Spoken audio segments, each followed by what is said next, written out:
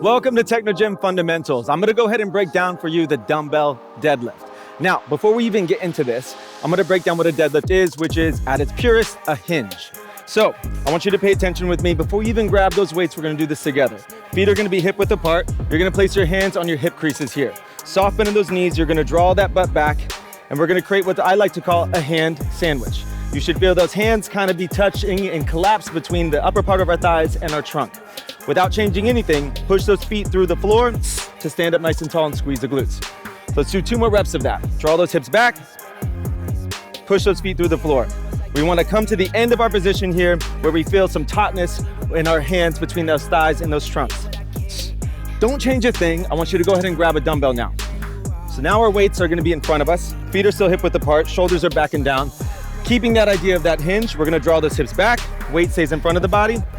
We're gonna push our feet through the floor and stand up. Let's do 2 more reps here. So we got our abs on, we're drawing those hips back.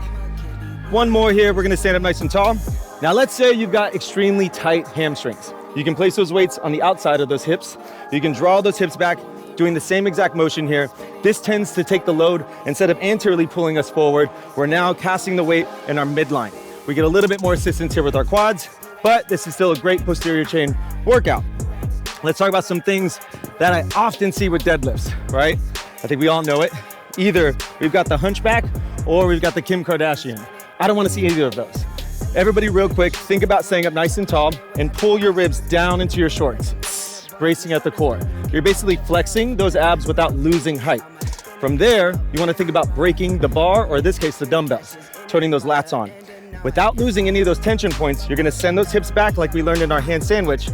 At the end and the bottom of our position, we should feel glutes, hamstrings, abs, and lats. Pressing our feet through the floor, big exhale at the top, and that is how we know we're doing something right, when we got our lats, our abs, and our hamstrings all together.